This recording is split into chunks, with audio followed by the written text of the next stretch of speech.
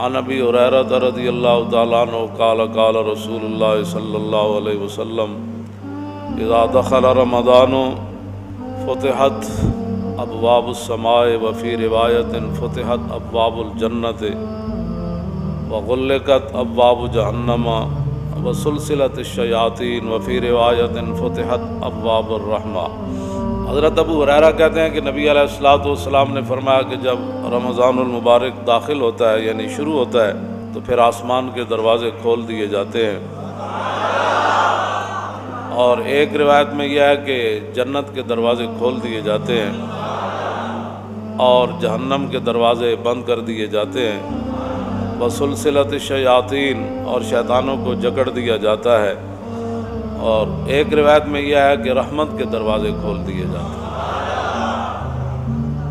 عن سہل بن سعد قال قال رسول اللہ صلی اللہ تعالی علیہ وسلم فی الجنت ثمانیۃ ابواب منہا باب یسمى الریان لا يدخلہ الا الصائمون۔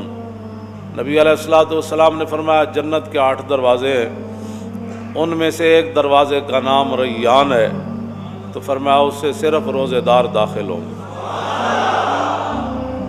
عن ابی ہریرہ رضی اللہ تعالیٰ عنہ قال قال رسول اللہ صلی اللہ تعالیٰ علیہ وسلم من صام رمضان ایمانا واحتسابا غفر له ما تقدم من ذنبه ومن قام رمضان ایمانا واحتسابا غفر له ما تقدم من ذنبه ومن قام لیلۃ القدر ایمانا واحتسابا غفر له ما تقدم من ذنبه۔ نبی علیہ الصلوۃ والسلام نے فرمایا، حضرت ابو ہریرہ راوی ہے، حضور نے فرمایا کہ جس بندے نے رمضان المبارک کے روزے رکھے ایمان اور ثواب کی نیت سے، ریا سے پاک ہو کر، ریاکاری نہیں تھی اس میں، تو اس کے سابقہ تمام گناہوں کو معاف کر دیا جاتا ہے۔ اور نبی علیہ الصلوۃ والسلام نے فرمایا کہ جس آدمی نے نماز تراویح پڑھی یعنی رمضان المبارک کی راتوں کو قیام کیا، تو حضور نے فرمایا کہ ایمان اور ثواب کی نیت سے غفر له ما تقدم من ذنبه، اس کے بھی تمام گناہوں کو معاف کر دیا جاتا ہے۔ اور نبی علیہ الصلوۃ والسلام نے فرمایا من قام لیلۃ القدر ایمانا واحتسابا، اور حضور نے فرمایا کہ جس نے لیلۃ القدر کی رات قیام کیا یعنی اس کو زندہ کیا اور ساری رات وہ اللہ کے سامنے کھڑا رہا ایمان اور ثواب کی نیت سے، تو حضور نے فرمایا اس کے گناہوں کو بھی معاف کر دیا جاتا ہے۔ جو نبی علیہ الصلوۃ والسلام مبارک تقریر فرماتے تھے نا، انس بن مالک کہتے ہیں کہ کلما خطبنا رسول اللہ صلی اللہ تعالی علیہ وسلم الا قال لا ایمان لمن لا امانۃ له ولا دین لمن لا عہد له۔ انس بن مالک نے 10 سال ظاہر ہے حضور کی خدمت کی، تو کہتے ہیں میں نے حضور کا کوئی کم ہی ایسا خطبہ سنا ہوگا جس میں حضور نے تقریر سے پہلے یہ نہیں فرمایا لا ایمان لمن لا امانۃ له، فرمایا اس کا تو ایمان ہی نہیں جس کے اندر امانت داری نہیں ہے۔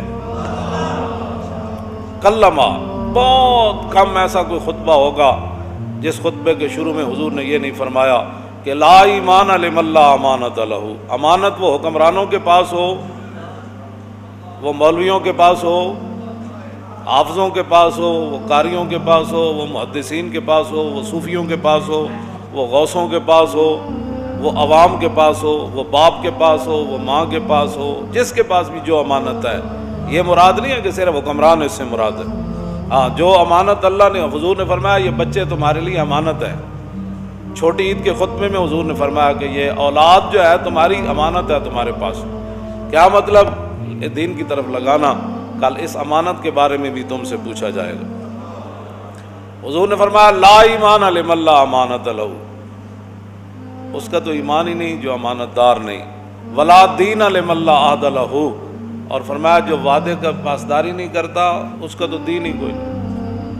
انجاب حضور کا خطبہ کیسے ہوتا، آگے ذرا تھوڑی سی میں تاکہ وضاحت اور کر دوں۔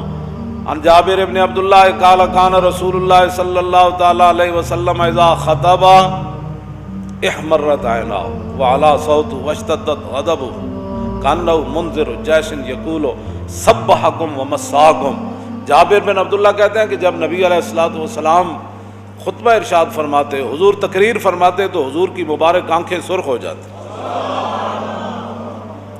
پھر اور کیا ہوتا؟ وَعَلَىٰ صَوْتُهُ، حضور کی آواز مزید بلند ہو جاتی، وَاشْتَدَّتْ غَضَبُهُ، حضور کا جاہ و جلال اس کے اندر اور اضافہ ہو جاتا، جیسا کہ نبی علیہ الصلوۃ والسلام ایک ایسے لشکر سے ڈرا رہے ہیں کہ جو لشکر صبح حملہ کرنے والا ہے یا شام کو حملہ کرنے والا ہے۔ ایسی تقریریں جس سے قوم جو ہے وہ پہلی بھیڑ ہے تو اور اس کو بھیڑ بنا دیا جائے، او جی مولانا اسلام تو بڑے امن کا درس دیتا ہے۔ میں نے کہا ہومن امام الانبیاء، ہومن محبوب رحمت للعالمین، خیمہ افلاق کا استادہ جنہاں دے نام نال کھڑا ہے تے او تقریر فرمان تے انہاں دی مبارک اکھاں سن۔ مولانا تھوڑی امن سے بات کریں، آپ کو پتہ نہیں ہے اسلام امن کا درس دیتا ہے۔ میں کہو جنہاں دین دیتا انہاں دیاں اکھاں سرخ ہو جاندیاں، انہاں دی مبارک اکھاں دا تو کوئی قیمت ہی کوئی نہیں نا۔ وَعَلَىٰ صَوْتُهُ، حضور کی آواز پہلے سے زیادہ بلند ہو جاتی۔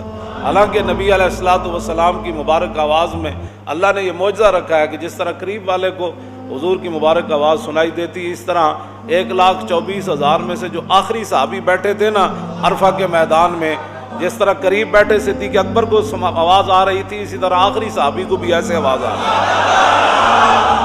تو میرے آقا و مولا کی مزید آواز بلند ہو جاتی، وَعَلَىٰ صَوْتُهُ، اور وَاشْتَدَّتْ غَضَبُهُ، اور حضور کے جاہ و جلال میں اور سختی آ جاتی۔ قوم کو یہ مزاج بتایا ہوتا نا کہ حضور ایسے خطاب فرمایا کرتے تو پھر قوم ہماری ناموس رسالت کے مسئلے کو بھی سمجھ جاتی، پھر حضور کی عظمت کو بھی سمجھ جاتی قوم، اور پھر رسول اللہ کی ختم نبوت کے مسئلے کو ایسے سمجھ جاتی کہ ایسے تلوار بھی کھڑی ہو حضرت حبیب بن زید کے سر پر، مسلمہ خود اٹھ کر کھڑا ہو جائے کہ بتاؤ میں کون ہوں؟ فرمایا تو کون ہے؟ رسول تو رسول اللہ ہی ہے، تو کون ہے؟ کیا باتیں کرتا ہے؟ تو کون ہے؟ رسول تو رسول اللہ ہی ہے، تو کون ہے؟ ایسے جاہ و جلال سے تقریریں ہوتی نا ختم نبوت پر، تو پھر حضور ظاہر بات ہے حضور وضو کے بھی مسائل بتاتے تو حضور کا اس وقت بھی انداز پھر۔ عن سلمان الفارسی قال خطبنا رسول اللہ صلی اللہ تعالی علیہ وسلم فی آخر یوم من شعبان، حضور نے، سلمان فارسی کہتے ہیں کہ حضور نے شعبان کے آخری دن یہ ہمیں خطبہ ارشاد فرمایا۔ کیا فرمایا؟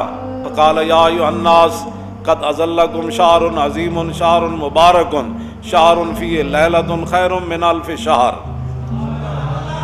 شعبان کی آخری تاریخ کو حضور نے ہمیں خطبہ ارشاد فرمایا، تو اس خطبے کا انداز بھی تو یہی ہوگا نا، قد اظلکم شہر عظیم، ہاں جی شہر مبارک، اس طرح ہی حضور نے فرمایا ہوگا نا تمہارے پاس بھائی بڑا عظیم مہینہ آنے والا ہے، بڑی برکت والا مہینہ آنے والا ہے، اور ایسا مہینہ آنے والا ہے جس کی ایک رات 1000 مہینوں سے افضل ہے۔